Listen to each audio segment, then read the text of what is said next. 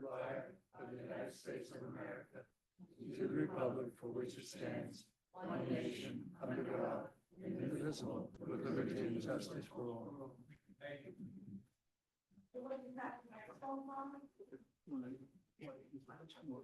Secretary, can we have a roll call? First, Chairman, this meeting has been advertised in accordance of the Open Public Sunshine Law.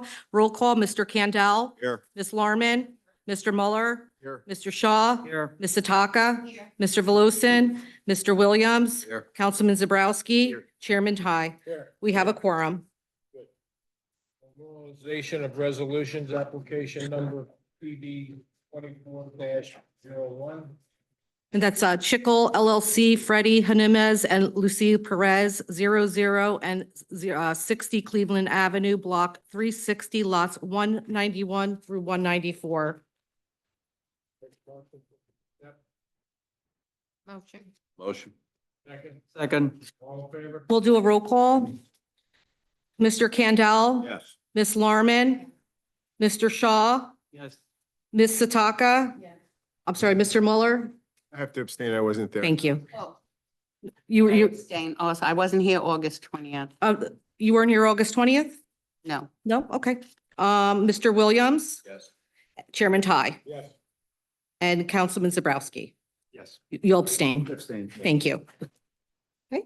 After the minutes of the August 6th and 20th meeting. Motion to accept. Second. All in favor? Aye. Opposed? Okay, Communication agenda, none this evening. site subplan subdivision hearings, informal application, John Milky subdivision, and Pyramid Avenue, Cerebral.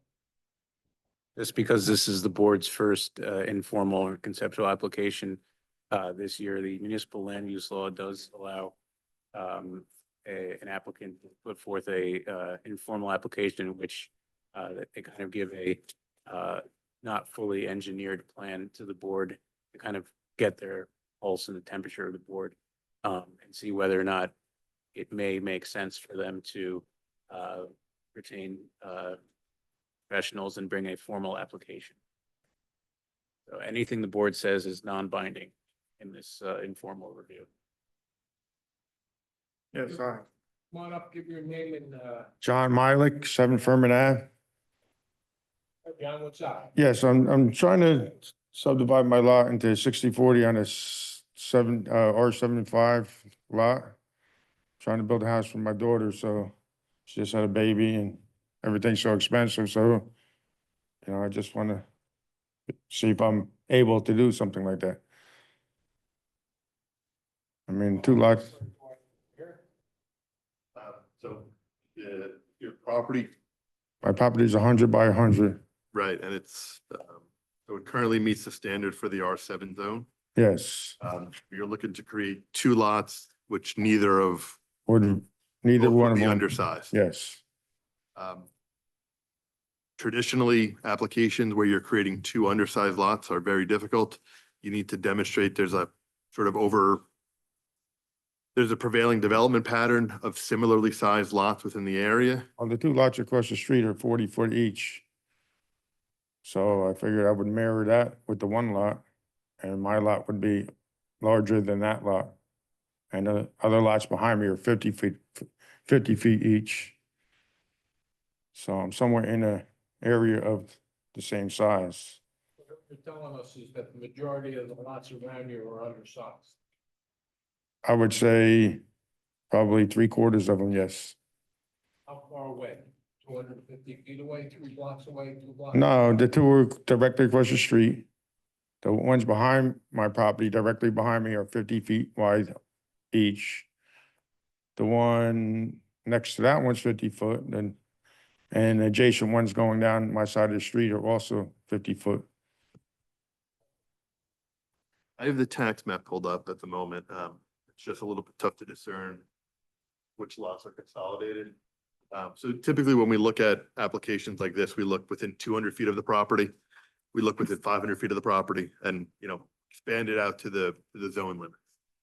If there's again, a prevailing development pattern where they're similarly sized, Oftentimes, that is a good argument for what is proposed. But in addition to that, you would need to really get an idea of the size of the homes as well.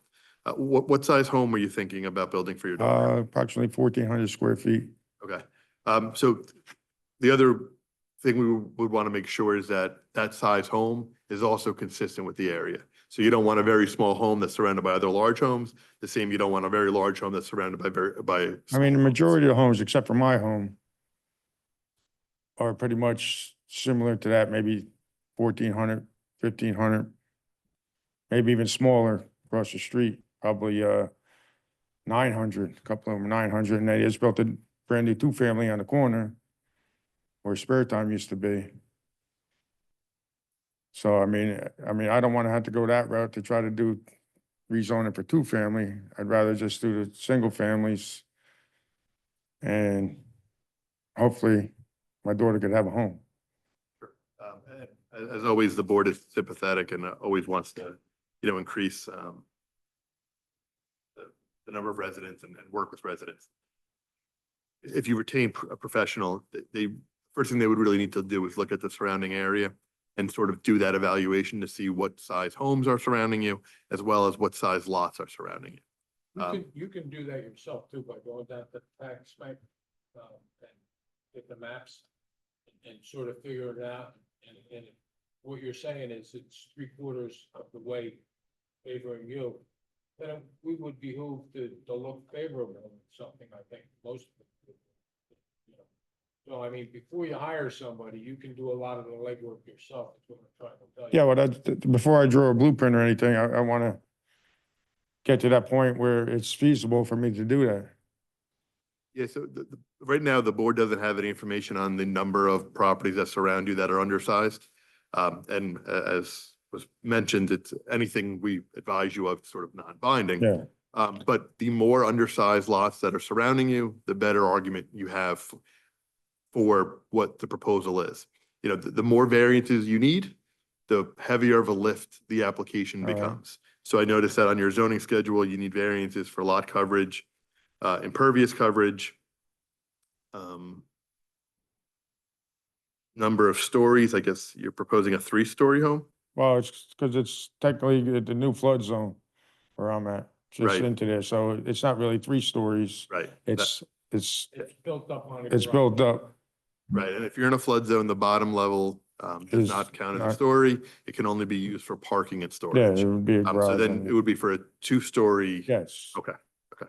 As the chairman indicated, you can review the tax records for the borough to see what is surrounding you. If there's a significant number of undersized lots, I think what you're proposing, if it's in line with that, would have good justification. If you do that analysis and 10%, 15% of the lots are undersized, you have a tougher time ahead of you to try to justify. And that's within 200 feet, you're saying, or 1,000 feet. Typically like to look at 200 feet and 500 feet. I think that both gives you sort of an area and a regional analysis. And then oftentimes it may be worthwhile to even look beyond 500 feet. 200 feet is obviously the most important, but I think 500 feet is as well because That's where he has the notice to, right? correct, right. If you're applying for a subdivision, you're noticing all property owners within 200 feet anyway. Yeah. And those are considered typically within development application, the most impacted property owners. That's why notice is required to be sent out to those property owners. Do you understand what he's talking about? Yeah, no, I understand. I mean, if you go to talk to your neighbors and say, hey, look at this is what I'm doing, and they all say, I don't have a problem with it, that's half of the. Yeah, obviously they'll have to be noticed to them anyway, so. That All what right, you're looking for? I guess something like that. So basically, I just got to do the legwork to find out which lots are which and. Yeah, and like I said, if the predominant development pattern is 50 Yeah, foot it's wide. probably 60-40 split, but something like that. Yeah, If you can find out if there's other people set, looking for impervious, forgiveness and lot coverage for forgiveness, that helps you too. Yeah. All right. Good enough. Okay. All right, thank you. Thank you. I wish they were all this easy. Next on the agenda, we have application number PB 25-01, Pinon Auto Service, Inc., preliminary and final site plan, 2069 Highway 35, South Amboy, Block 428, lots 1, 2, 2.01, and this was carried from our August 6, 2025 meeting. Mr. Pape? Good evening, Mr. Chairman, board members, board professionals, and public. Kenneth Pape on behalf of the applicant and the attorney with Heilbrunn Pape, and have the privilege and responsibility of representing your applicant. The applicant's representatives are here again this evening. Ms. Ying and Ms. Ling and Mr. Wang are here. They are the With the mic. closer. Okay. They are the representative of the landlord and the operator. We have a revised plan to present to the board this evening, a plan that was filed approximately September 5th with the board. The plan is intended to be responsive to the comments and concerns that were brought to the applicant's attention through comments from the board professionals, and from the public. When we were before you at the last meeting, there was members of the public that pointed out there were activities on the property. That was clearly a mistake on our client's part. It was an error on our client's part, for which there's an apology to the board. If anyone examined the property, you'll notice that it was gated immediately after that meeting, and it's been maintained with a locked gate. There's no activity taking place outside of that building. There's a single bus that's sitting in the lot, and the letter that was issued by Mr. Mashansky back in the winter said that one bus could be there. But we begin with a presentation to you of a revised plan. And I don't want to steal the thunder of Ms. Nissen, but the revised plan includes a number of items. You'll see that there's regrading along our residential neighbor's property. That regrading is to capture the storm water that was leaving our property and going on to our neighbors. You'll hear that it's a combination of a berm and swale directing that stormwater into the collection system. We also changed the landscape area. The ordinance requires a 50-foot landscape area. We had moved that up to 100 feet. We've now gone to 130 feet of landscaped area between us and our residential neighbors. That entire area is proposed to be a combination of a reforestation, a naturalization, and a landscape area. The bus storage facility has been reduced in size. There were 10 stalls originally. There are now 6 stalls. And the orientation of the buses has been changed so that the rear, or where the exhaust portion of the buses, is pointed towards the north and away from our neighbors. So the bus storage area has actually been moved further away from our neighbors and reoriented.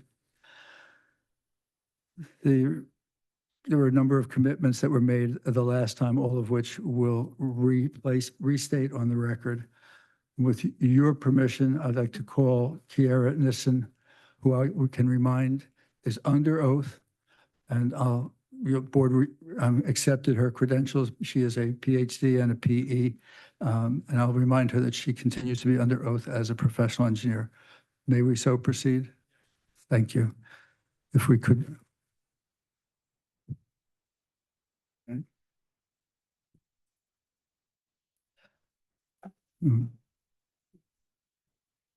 There was one point that I don't know that we made very clear. I know that the board members were aware, but for the record, this is a permitted use. We're not asking for an activity that is not expressly permitted by your ordinance. And it is a permitted use on a property that is zoned for this industrial activity on a state highway. And it's a site that has been developed for decades.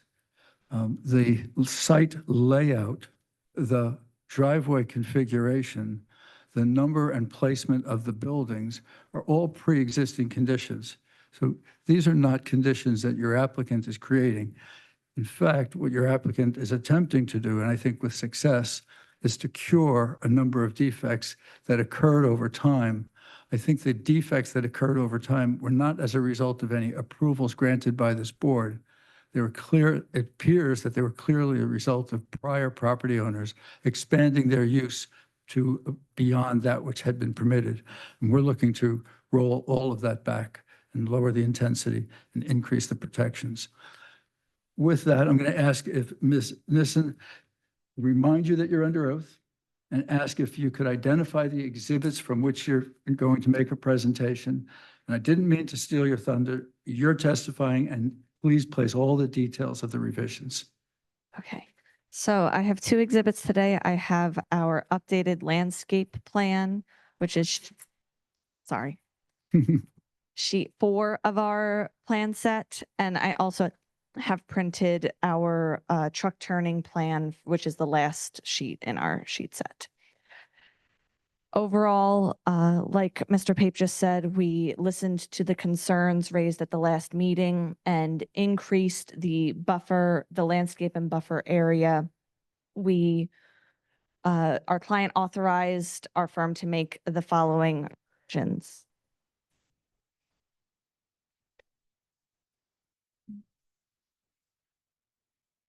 This plan shows a reduced bus storage from 10 buses. We previously had 2 rows of 5 here. Now we are showing 6. And we reoriented the buses.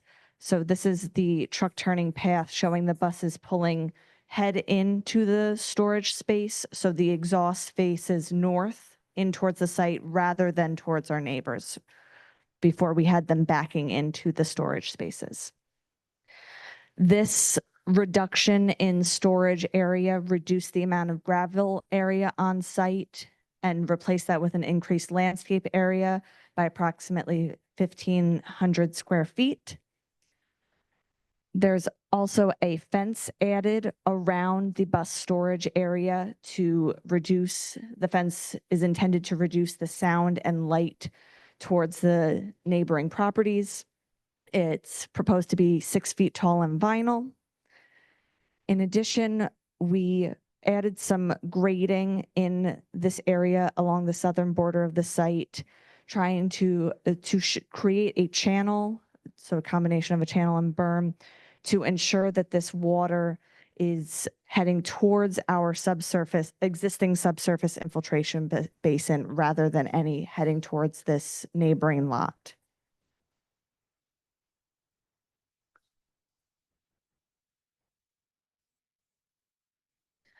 And I'd just like to remind the board of the commitments that we made as part of the previous hearing, that there was a request for video inspection of the subsurface infiltration basin, and if necessary, vacuuming repair of that system, the creation of an operation and maintenance manual for the existing subsurface infiltration basin.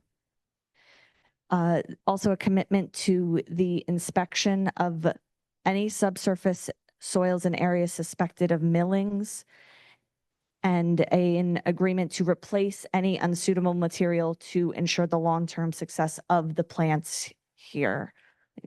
Back to our landscape plan, that this will all be landscaped. So there was some comments about suspected millings in the area.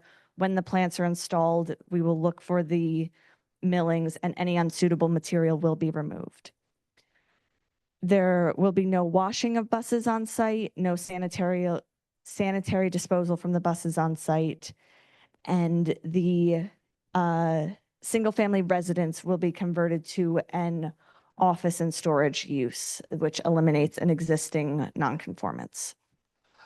So the property as it currently exists has 2 uses. It has a residential use and it has the commercial use. The residential use is not a permitted use. And our client is terminating that. It will not be a residence. The building will continue. It's a structurally sound building, and it'll be it's proposed to be the office associated with this operation. There was also a discussion from the board's professionals and our neighbors with regard to a driveway that had been created along the southerly edge of the property. There's never been a legal driveway along the southerly edge of the property, but a driveway occurred.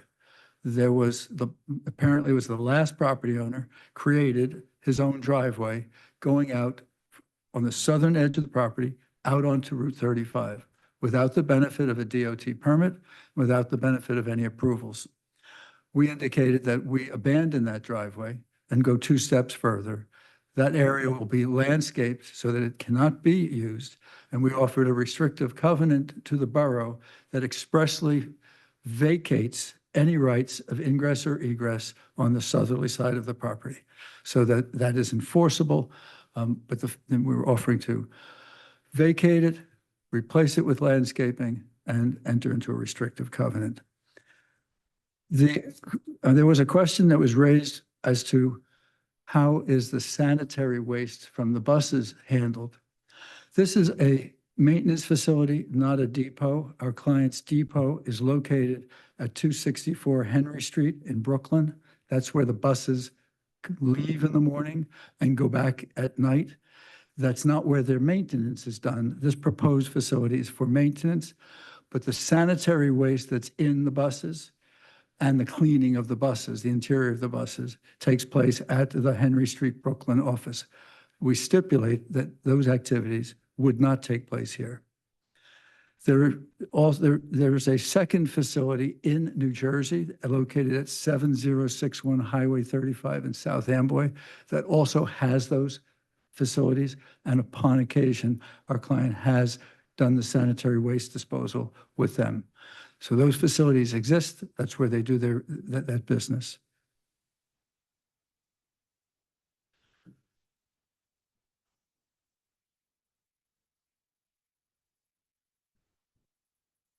The activities that we're proposing are permitted. The variance relief that is identified on the plan is existing variance relief, with some of that variance relief being rescinded. There was variance relief granted in 2001 to the applicant that allowed this greater intensity and reduction of landscaping. As you can hear tonight, our client is not asking for relief in the landscaping. He's looking to increase the landscaping. Last month, when we were here, Kiara went through some of the waiver relief. One of the waivers was landscaping in the parking lot. We're asking for a waiver not to have to put landscaping in the parking lot. We'd rather put the landscaping where it means something between us and our neighbors. And also there was a waiver for hairpin striping of our parking stalls. We're asking for a waiver of that requirement. There is a slight encroachment of the gravel area into what is technically the front yard setback. The front yard setback as it approaches the jug handle. I'm going to ask here if she could identify where that is, and we're asking for that waiver. That waiver gives us the ability to pull the buses away from our residential neighbor, if you would. Yeah, the front yard, again, the front yard goes along this line on the jug handle for Route 35. So the encroachment is this area here where we are proposing a bus. And there's a little encroachment in this area here that we use for maneuvering. So that's a waiver that we're asking of the board. There's been discussions with your professional engineer. Your professional engineer made himself available to ours to go over matters. We appreciate the guidance that was provided, and hopefully we've incorporated that guidance into the plan. There were hours of operation that were made as commitments, and I'll just make certain that they're before the board. We indicated that the hours began at 8 a.m., concluded at 6. There were no exceptions to that.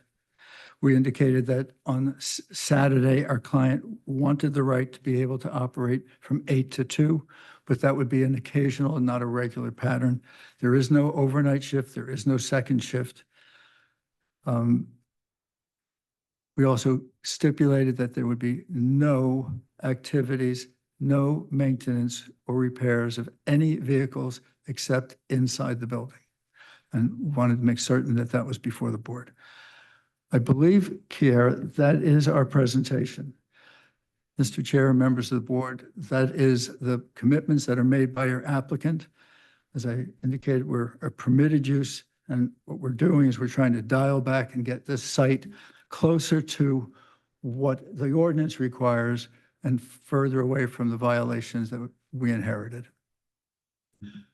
Thank you. Anybody have any questions? for the applicant? Mr. Chairman, just a couple.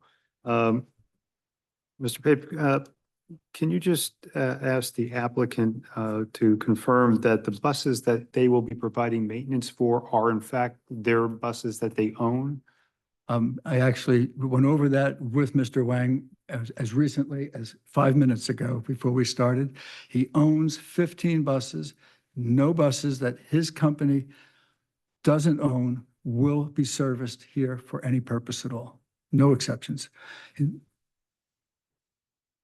I'm assuming those buses are marked marked as your, how are they marked? I'm sorry, I'm not trying to direct Yeah. the question, but the question is how are they marked? Is your ownership identified on, ownership is on this, yeah, commercial vehicle ownership's on the side of a vehicle. Okay. And the second question I have might be for the engineer. I believe that according to the engineer's report, and you may be addressing this later, the Freehold Soil Conservation District, you require approval from that as well? Borough of Sayreville, you take that internally. You're. We do. Yeah. Okay. Yeah. So if in fact there are requirements after that, or how does that work then? Because I'm used to that in other jurisdictions Yeah. where, Everywhere with Sayreville. Essentially, the township engineer reviews the plans on behalf of, Freehold or Soil. in lieu of a separate district, and they check it against all the standards. Yeah. So they'll have to make sure that they're properly vegetating the areas after they disturb them, final stabilization. Yeah. So it's all the same review. It's just done by the borough instead of a separate entity. Councilman, if I could make a point, with the Municipal Land Use Act changed bonding requirements a few years ago, but there's one bonding requirement that wasn't changed, and that is landscaping that is between you and your neighbor. So we have an obligation not only to install what we're committing to, but to bond it with the municipality. That bond is a 2-year bond followed by the maintenance bond. So you're welcome. thank you, Chair. Anybody else? Anybody else have any questions? Go ahead. So at the last hearing, there's some new stuff that I think wasn't agreed to. I just want to make sure we have it correctly. So no washing of vehicles at all on the site? No washing. Emptying of the bathrooms, right? No washing, no sanitary waste. Talked about all of the activities occur, the buses being completely inside the building. Com- So no buses sort of hanging half out of the building. The building is 50 feet deep, give or take, and the buses are 45. That's sufficient room for the vehicles to be in there and to be worked on without any. We confirmed with Kiara doing the turning template to get the vehicles in. She also provided our client with a template showing the vehicle inside the building. So the answer is yes, and those representations are made. There was some operational testimony. I think we had some gaps last time. I'll sort of just ask my questions and whoever the appropriate person is to Sure. respond to it. And this is sort of outlined on page 8 of 9 of my letter that talks about, how are waste oil and other vehicle fluids going to be stored and disposed of? I don't know if you want to just hit on page 8 of 9, 2A through D. I guess D has now been addressed as there's no restrooms or no emptying of restrooms. But waste oil, vehicle fluids, batteries and tires. Surely. Our client has entered into a contract with Lorco, LORCO. We provided a copy of that earlier to your secretary for the file. Lorco is a licensed waste oil and other material hauler and disposer. They're a local company in Matawan. They've been around for generations. They also through subcontractor, Lorco through subcontractor removes batteries and tires. So all fluids that are removed from the vehicles will be removed from the site by Lorco. We've provided that proof. And Lorco also has provided that they have subcontractors who take the tires and the batteries. Right. And then their hours on this site will mimic your. testimony. Inside of our hours, correct. As is the trash removal, which we had said the last time, inside of our hours.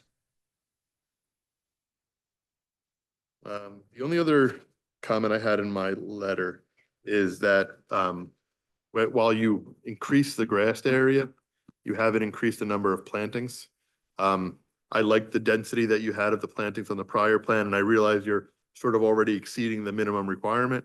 But is there the ability to increase that density just to better buffer the neighbors from the proposed use? The answer is an absolute yes. And then there's a qualification on it. You take it as you choose. No problem increasing the materials. That's not an issue. But we'd like to do a combination of naturalization and proper planting. I think that if we allow that area to naturalize, you'll get a very dense, it's not going to be an area that is mowed or maintained. So the answer is yes, increasing landscape material to your satisfaction or the satisfaction of the board is acceptable, but we'd like to explore with you a combination of landscaping and reforestation.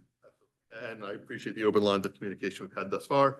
I'll happily work with your engineer to make sure that we sort of accomplish what we're trying to accomplish. Mr. Chairman, that's all I have. Mr. Planner, what do you think? I guess what's on the, Thank you. They addressed, I think, I was just going through my letter. I think the vast majority, if not all, between the last hearing and the changes that they made for this hearing. I like the fact that they are now situating the buses 130 feet from the property line and reorienting them to where the length of the bus adds an additional 45 feet from the property line. So that's a significant change from a planning perspective as far as the compatibility of uses. And yeah, nothing further at this point. I think everything's been addressed. Thank you. Mr. Chair.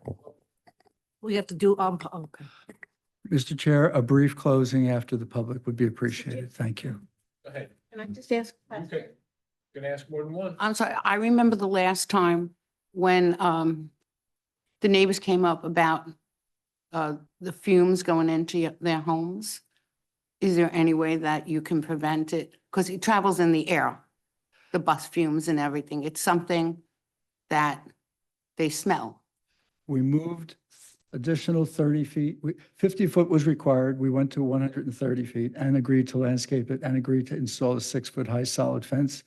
We reduced the number of buses from 10 to 6. We turned the buses around so that the back of the buses faces away from our neighbors. And we stipulate that no activities will take place other than inside the building. That's the, I mean, Warming up of the buses outside, no running the buses. the buses are turned on, as Mr. Wang said, as soon as the compressed air in the bus is in place, which takes 1 to 2 minutes, the bus goes inside. Somebody pointed to me earlier, there is a regeneration process that happens occasionally with diesel engines nowadays, especially from the late 2015 and up. Is what happens if the bus goes into regeneration? What are we gonna do at that point? Because that could be a half an hour sitting idle. Raised idle, actually. Why don't you come up so we can hear your microphone? He remains. So Mr. Wang was. Okay, so it's Wait, just one moment. okay. Is it was placed under oath? I remind you that you continue to be under oath. He is a representative of the operator. If Yep. you would. So I just answered the regeneration question. So for now, the bus, the regeneration always doing on it, running on the highway. So right now, after 2015, before 2015, when the regeneration need to do the park region. That's why you say you need to take 30 minutes to do the regeneration. But right now, we all use the DEF technique, so it do the regeneration by itself on the highway when the bus is running. Yeah. Mm-hmm. All of your buses are up to that. Yeah. Yeah. Thank you. Thank you. Any other members have questions? Okay, then that's not the question. I'll take a motion to open up to the public. Thank you. Second, all in favor? Aye. Anybody from the public like to speak, please state your name and address. Good evening.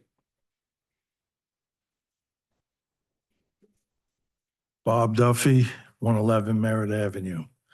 I want to I want to apologize to the chairman for my outspeak at the last meeting, when I spoke after the closing of the public portion. I want to apologize for that. As Mr. Cornell says, I'm very passionate when I come up here, so. Aren't we all? Forgiven, Mr. Duffy. All right, thank you.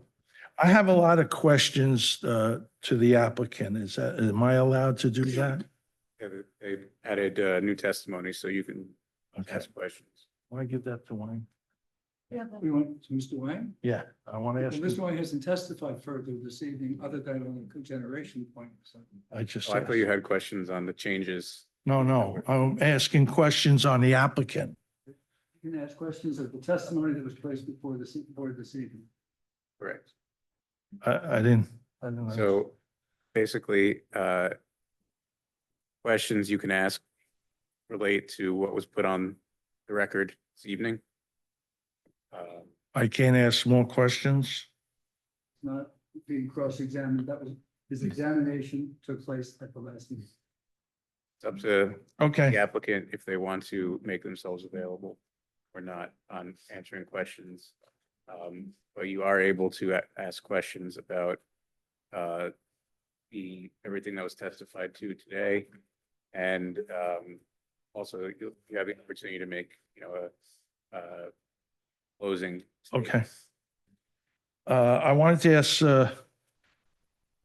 Mr. Wang, the CME report that he received or his attorney received when he was in the process of buying the property, and you all have a copy, it was into evidence last meeting.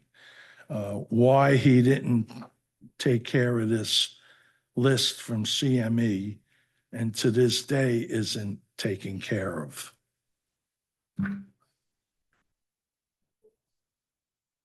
The applicant can choose to respond or not respond to that.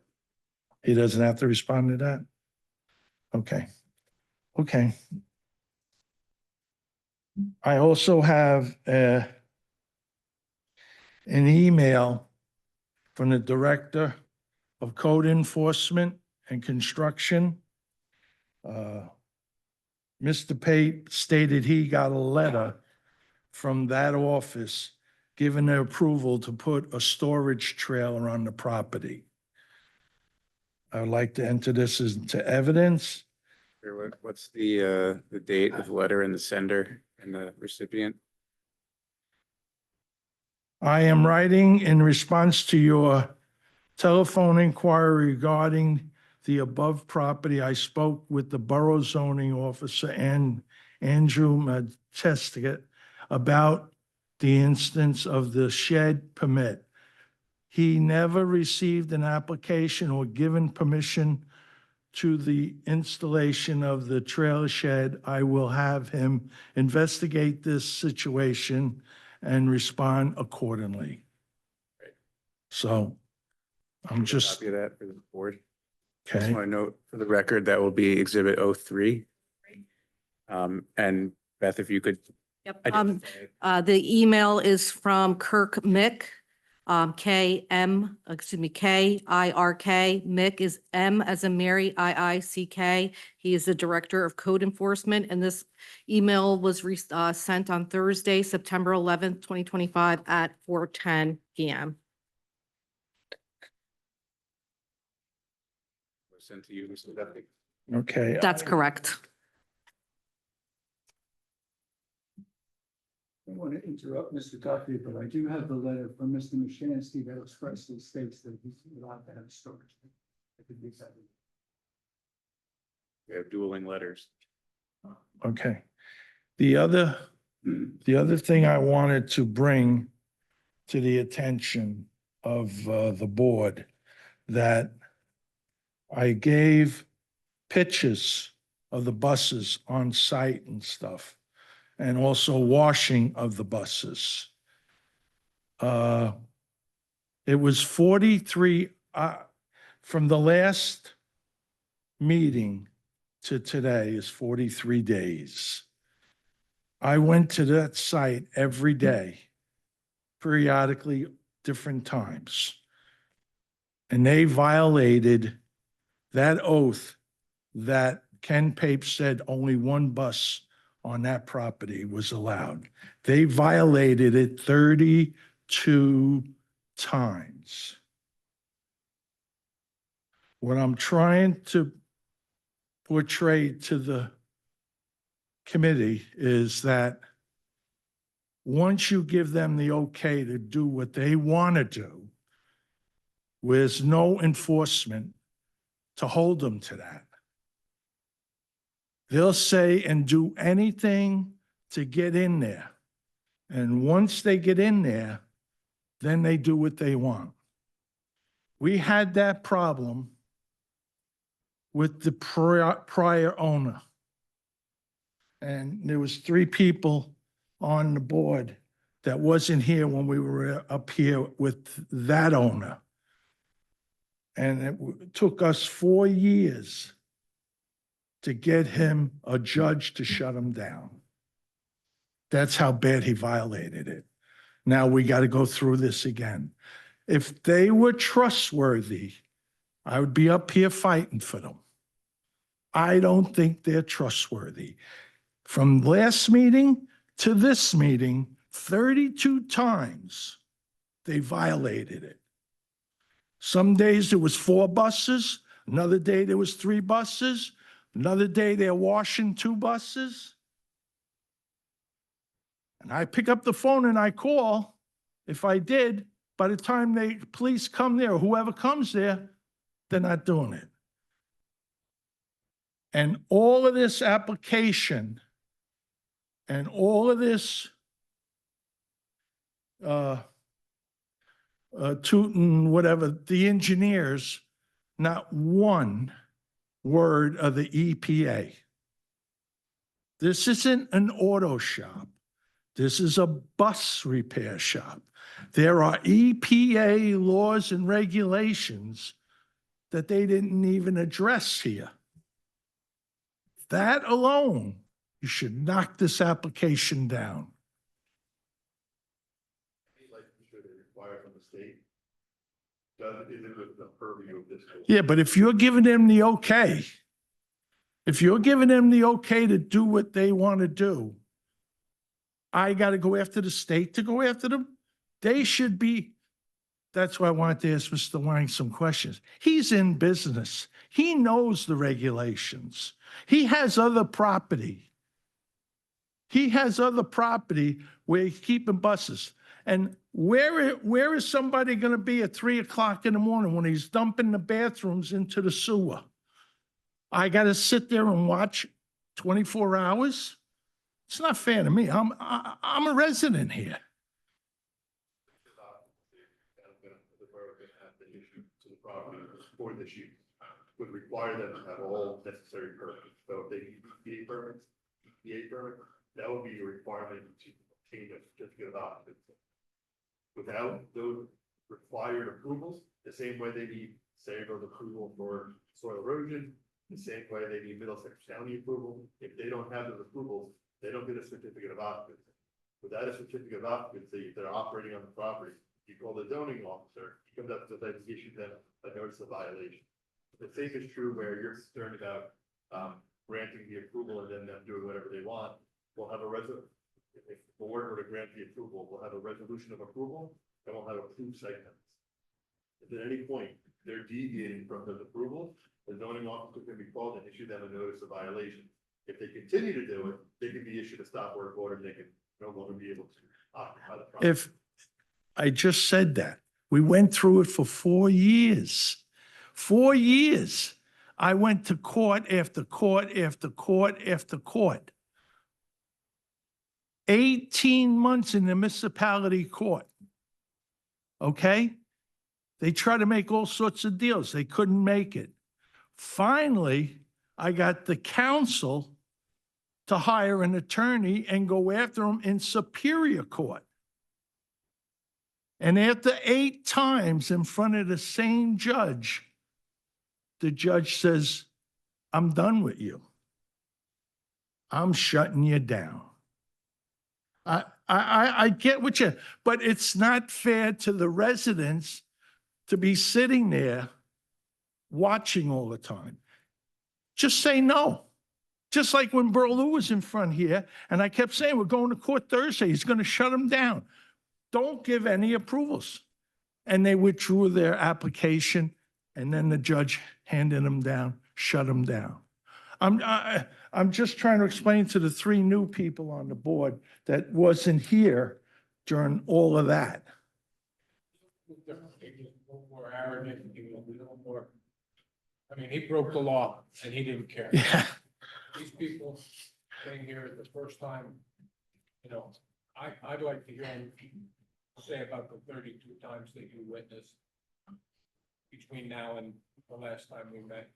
That question for me is important. But when we look at this, they did everything that you asked plus. What happened here 10 months ago, a year ago? When they said they would take care of this, knowing that they would take care of this. It's 10 months. They didn't do it. 32 times they violated it. And then in the 8 months or 7 months while they were there, before they had an application here, it was a mess over there. Pollution is pollution.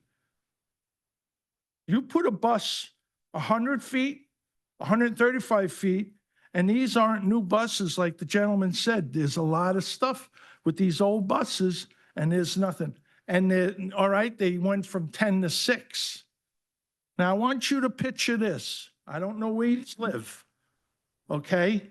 Wherever you live, look down the street, not your neighbor, your second neighbor, and see a bus there, sitting there idling for hours. One bus. Just picture that in your mind. And your grandchildren are there, and your kids are there. What is that? One bus, 135 feet away, where you live. They want to put 6 now, where we live. I understand they're trying to do everything they possibly can for us. The landscaping, great idea. I don't want landscaping. I want privacy. I want those big, tall trees full.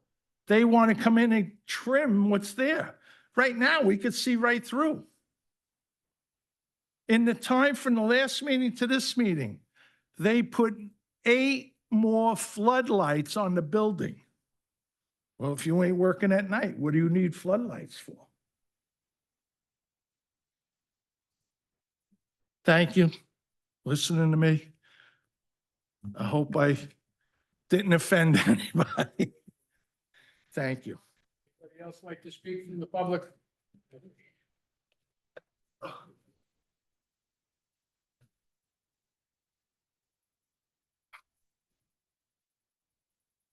Jeffrey Short, 116 Merritt Avenue. Here we go again. I brought some pictures because pictures say 1,000 words. I actually brought some pictures from the last time so they understand what they're up against, because just nobody wants to believe about these asphalt grindings. All right, so I'll show you the pictures. We'll talk about them. Any questions you have, I'll answer. Thank you. Yeah, I need help. This is mine.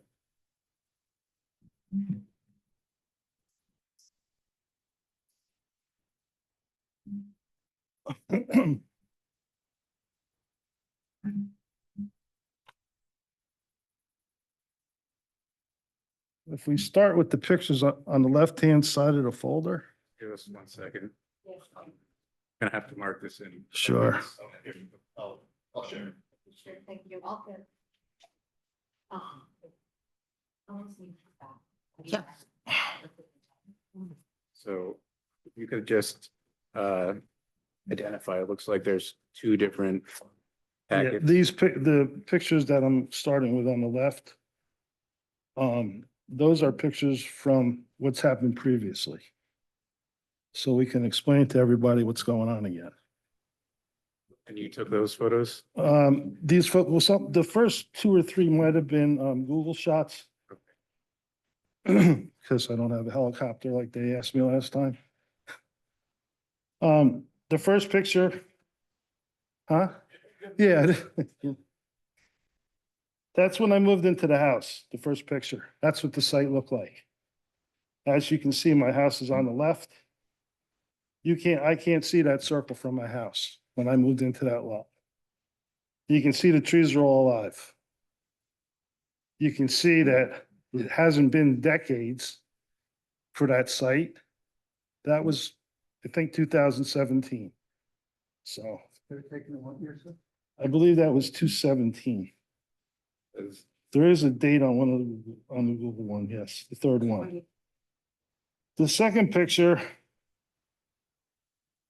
is when Berlou first moved in. You can see the vegetation that died around the circle. Now we can see my house.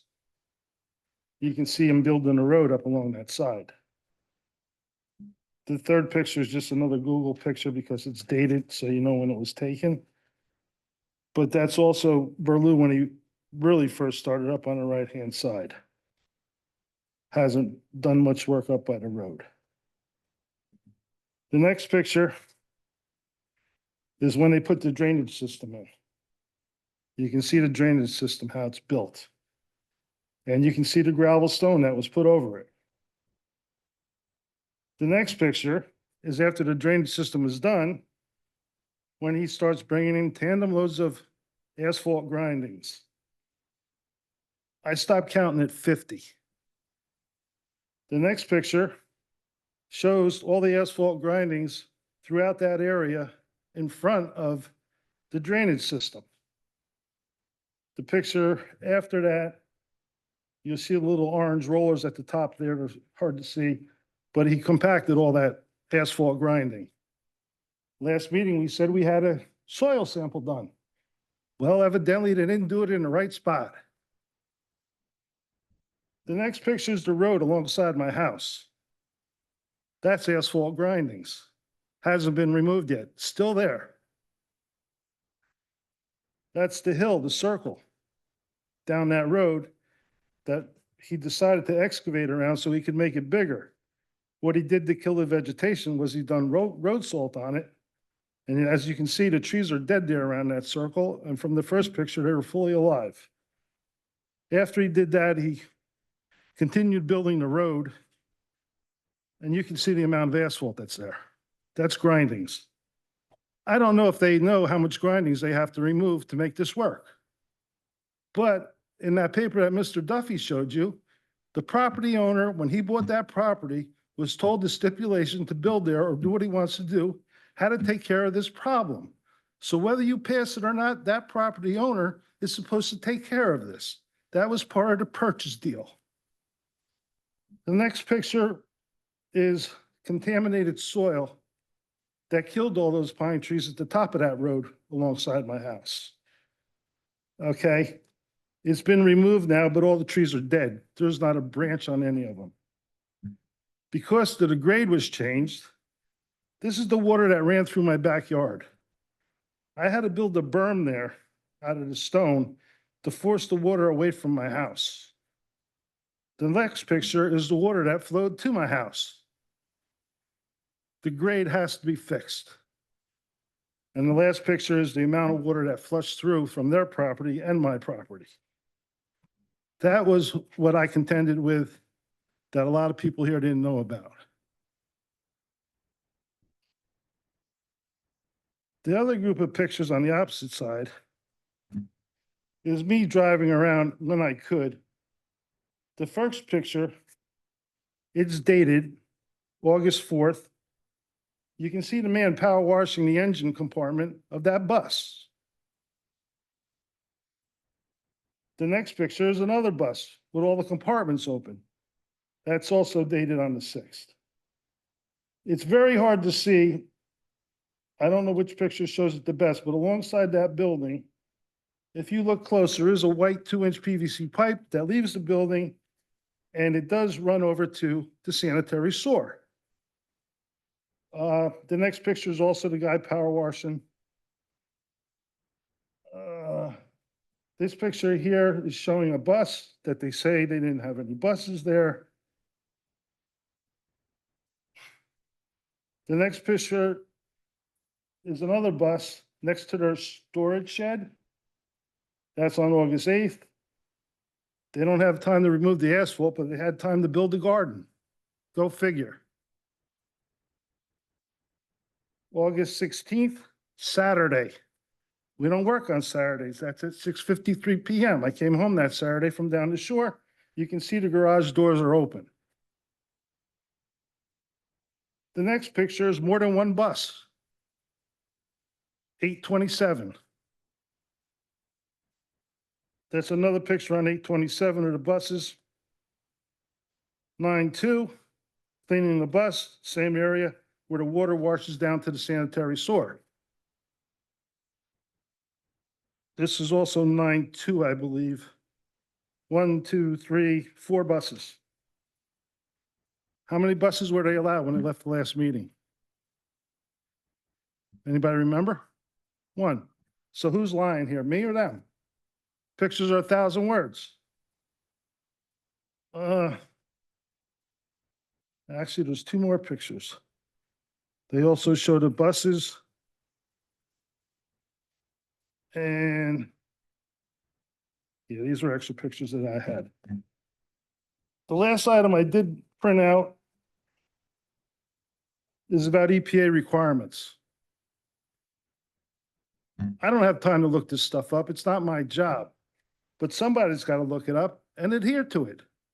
You're saying it's not this board, I get it. But unless they shouldn't be granted any of this unless they have this stuff covered. How can they be in business and not have this covered and not bring it here and show it to you? If I was looking for this, I would have brought mine. So, I mean, I don't know how much more I can show you. But if you have any questions, feel free to ask them. For the record, we're marking the pre-August 2025 pictures as 04, the post-August 1st, 2025 pictures as 05, Okay, and the EPA 06. requirement list as 06. all right. I didn't have time to get anything on the air. Do you have any questions of Jeff?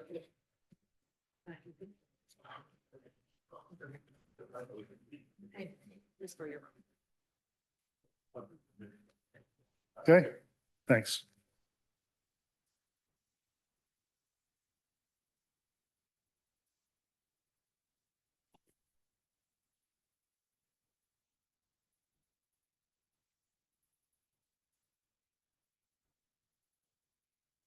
Good evening. Paula Duffy, 111 Merritt Avenue. They saved the best for last, by the way. You and I have been leading this applicant by the hand through this lengthy, drawn-out process. They reconvened 3 times to try to make things right. And it has not happened. Why has it not happened? Because this property is not suitable for their purposes. They will say anything to get the approval. It is your responsibility as board members for the betterment and the protection of the people of Sayreville who live here, that you deny this application.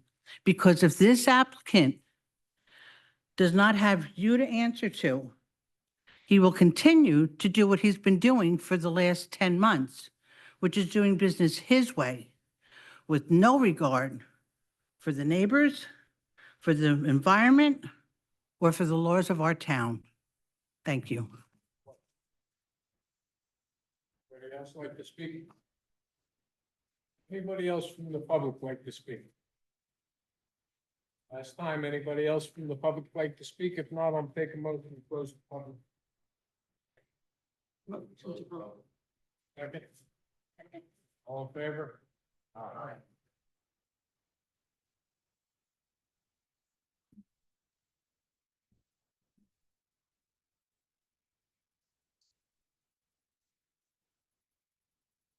Chairman, can I ask Mr. Papa a question before he closes? if I may, I'm going to ask, I want to respond to some of their comments and then ask for a 5-minute recess before I begin a closing. Is that acceptable? Yeah. Thank you. So there was a time that I was hired, and it was similar to the time that the clients purchased the property and the CME letter was issued, and our office was hired and the professional engineers were hired, and we began working with them on preparing an application to bring before this board. We did not respond directly point by point to CME, but we were mindful of the CME's recommendations, and we began the process of bringing an application before you. In January of 2025, I had multiple meetings with Mr. Mashansky. And on January 6th, I wrote to Mr. Mashansky and I asked for permission for our clients to do certain activities. I'll give you the whole letter, but I'll read the important part. I asked for permission to have a container in the back of the property for parts and tools for the building renovation. That was point B. There are 4 points. Mr. Mashansky's response was okay on points A, B, C, and D. Mr. Mashansky, in writing on January 7th, gave our clients permission to have the storage shed in the back of the property. Here's the thread. You begin with the back page, obviously. At the very, very bottom of the page, you can almost miss it, is Mr. Mashansky giving us that permission. Mark, that is, what are we up to? A6, no. So we did not ignore CME's guidance. CME was no longer the board's engineer shortly thereafter, and that's when we began working with Mr. Wilder. With quite a list, A7, not A6. Yes, Exhibit A7. quite a list of the sins of those who were there before us. I'm sure that our neighbors know those sins even better than we do, but those are not the sins of this client. The installation of millings, we have not stated that there are no millings. We stated we didn't find any millings, and we stated that we would excavate all areas where the millings are going to be, where the landscape materials are. And I pointed out, we know that we have an obligation to bond all that landscape material. We did not clear all of the areas that our prior property owner did. We're looking to restore them. We didn't create the driveway. We're looking to remove it. We didn't regrade the property into our neighbors. We are looking to reverse that with a drainage system that we've submitted to your engineer for review. All of those all those egregious activities that preceded our clients are not what we're asking this board to approve. We're asking this board to approve a plan that has all of those corrections and has all of these improvements in it. If I might, Mr. Chair, this is where, unless there's further questions of me or the applicant on those points, I would ask if I could have a 5-minute recess before doing a closing.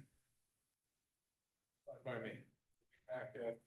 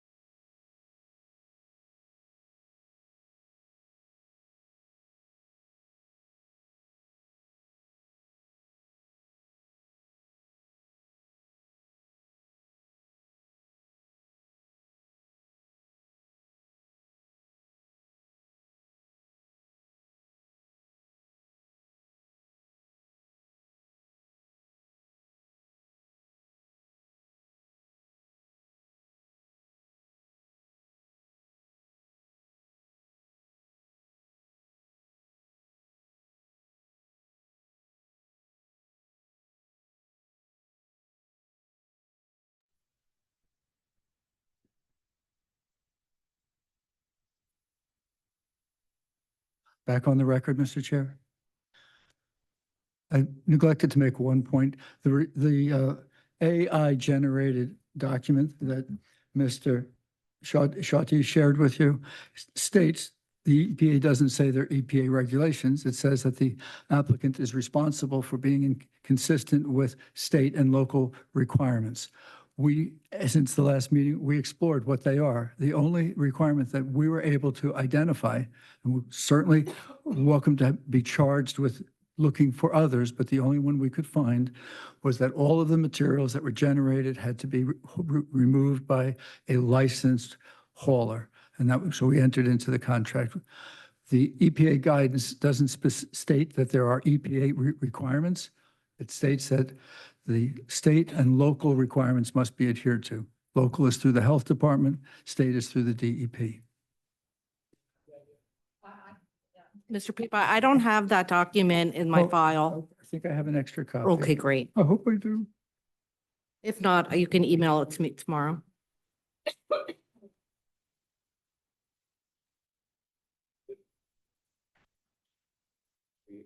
A, Thank you very much. A8. What is that? And this is a recycling service guarantee from Lorco, LORCO Petroleum Services dated 9/11/2025 for Teenan Auto Service.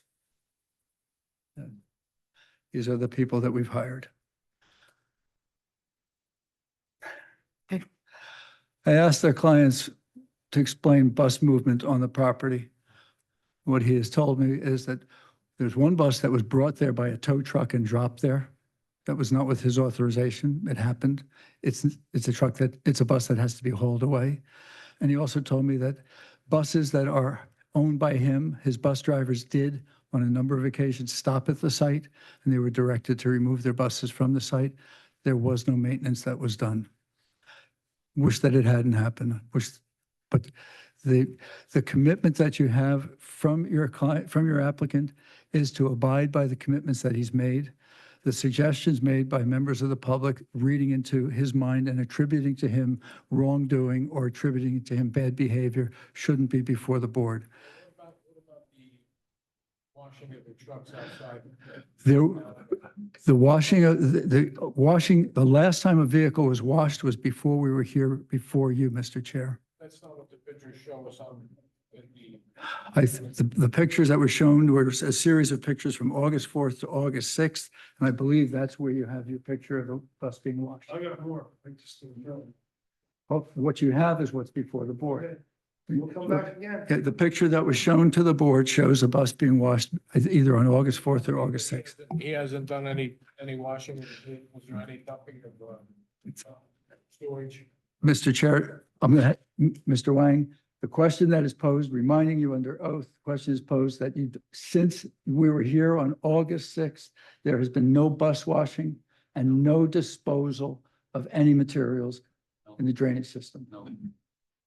Mr. Taylor, orange pipe that's on the property.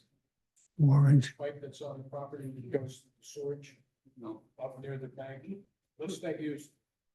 Why is it there? Do you know what we're talking I know what he's talking about. I don't know the use of it. I observed it on site. I don't know the use. about? Does it daylight up into the air? There. Please show us on the plan. It was not picked up on our survey. Right at the corner, I believe is what you're talking about, towards about here on the property, being the garage and this, storage building. There are two manholes, that are near the sanitary sewer easement. It was not picked up by our survey. And I observed it on site on Monday when I was there, and I reached out to our wastewater engineers to ask if they knew the use, why it's an odd placement of a manhole and a shallow pipe, and I reached out to our wastewater engineer and have not heard back. Wish I had the answer for you, What Mr. the Chair. Supposed use of it is.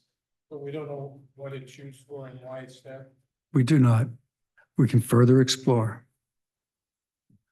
We know that we didn't put it there, so, yeah. Not using it either. No, Mr. Chair. Anybody else have any other questions? Go ahead. Well, Mr. Chair, one question. This CME letter that we've been talking about, will all the issues in that letter be resolved if we grant this application?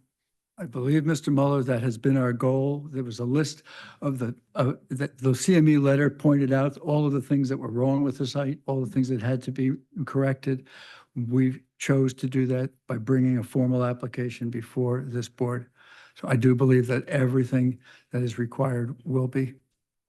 We have confirmation of that? And as a condition, it can be required to surely comply with all of the Sure. recommendations or requirements in the CME report. If provided that it's not in conflict with the guidance of your current engineer.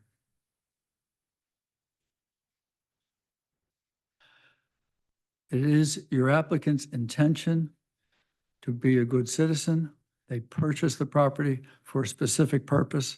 The purpose is a permitted use.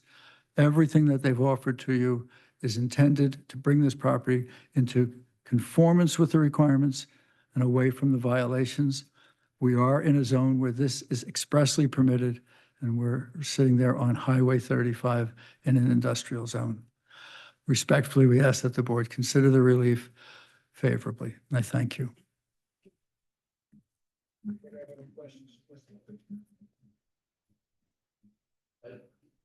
just have one question about data who stated that the people are operating some property.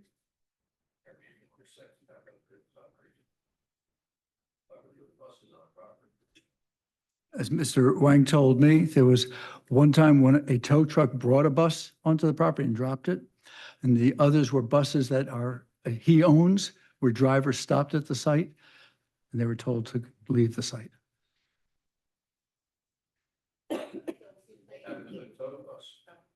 That's the one bus that's there. It's not, the bus, that bus has been there the whole month. Mr. Mashansky's letter allowed us one bus. 4 buses at a time, so you're telling me they all came at the same time to be on the property? Buses were on the road, came to the site, they were directed away. No bus repairs were taking place. Have one question. So with the requirements from the CME letter, when do you plan on having those done by? If the board grants the site plan approval as requested, the conditions will be that all of these the plans have to be, go through resolution compliance with your engineer, and all of the requirements of those letters have to be installed on the site By when? prior to a CO being issued, which is how it works. Looking for a period of time. Okay. They need extensions, but I think with their, which has gone to it, it's not abnormal that when there's notice of violation condition on a property, that stuff has to occur and the property change hands of the applicant come before seeking approval for their use as well as correcting any of the prior violations. Their indication is that they'll address those comments, those deficiencies when they're doing the other plan changes that are requested. So all the additional landscaping, facilities, also doing the, investigating the site for the millings in those areas at the same time. Mr. Chairman, and perhaps this is more, yeah, sorry. Perhaps this is more comment than question, but certainly, Mr. Pepe, if you want to answer. I look at the dates, and certainly if the applicant was trying to be persuasive in trying to assuage concerns by the board, I'm not sure why there would be 3 or 4 instances on different days where there would be multiple buses on site.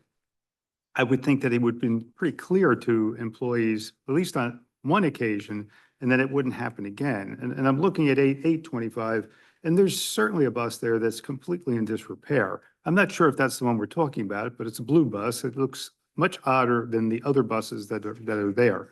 The other issue and question and concern I have is I'm not persuaded by the argument for stormwater management.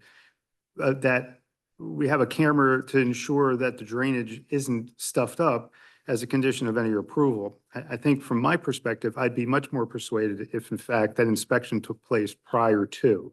And I don't know if there's any thought about that from the applicant or not. The commitment was that the full system would be inspected and that the results would be provided to your engineer. And if vacuuming was required, it would be done, or replacement of pipe, it would be done. You're telling me after all these amenities are done in that corner, but there's gonna be a storm leaving your side of the property into the other Merritt Avenue? That's the requirement that we have to meet. I'm going to ask our design engineer to confirm that that's the design that she's presented to this board and your engineer for review. The question is your design going to capture all of the stormwater from our site and make certain that it does not travel to the Merritt Avenue residential properties? Is this on? It's on. Can you hear me if I just speak loudly? You're good. Okay. The site as designed, we have graded in the area adjacent to the properties on Merritt Avenue. I sent a document to your engineer that the area over here historically drained towards the commercial building over here. So we did not want to add water to this system. This was how this system was designed with the 2001 approval. This system was not designed by us, but we are just ensuring that the area that was designed to go towards it, which is the area that would drain towards these properties. The area over here drains towards the commercial property over here as it was designed and approved on the 2010. Straightforward. No stormwater from our client's property will enter the Merritt Avenue residential properties. Correct. Your design addresses that requirement. Your engineer can share his perspective. A lot of the issue they can find out that they would traditionally overcome. I think we're going to listen to the approval and change, of course. I do agree that the proposed regrading, where they're creating a swale along where that illegal road was built out to Route 35, that swale will direct stormwater runoff into the underground system that exists. And portion of that little way that closer to 35 will continue to drain towards the existing commercial property. A lot of those problems that are being experienced by the neighbor are stemming from the fire development.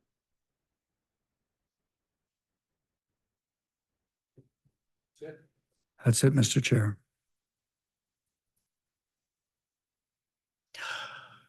Thank you very much. I see that you have a full board this evening, and some of the board members in attendance weren't here in August. If we could just go through that procedure, Counselor. Who was not here in the August meeting? The August 6th meeting? Yeah. I was not here. Debbie, I'm sorry. Judy was not here and Warren. Were either of you able to watch the video or listen to or read the transcript of that meeting prior to tonight? I read the transcript. We'll get him to sign up. Yeah, so you're not eligible to vote on this, and you are. Thank you. I appreciate that courtesy. All right, you've heard your professionals. Applicant, what's your pleasure, board? Motion to either deny or accept. Make motion to deny. On the second, Okay, do a roll call, 1 second.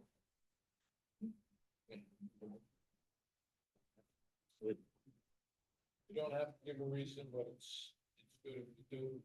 I just feel that in bad faith, if you weren't on the property or the property, I don't see it only up to the board as far as doing it. There's something that you could building, but they're not supposed to do now. That's my major concern. Okay, so I have a first and a second. So we're going to, Mr. Candell? Yes to deny? Okay. Ms. Larman? Yes, to deny. Mr. Mueller?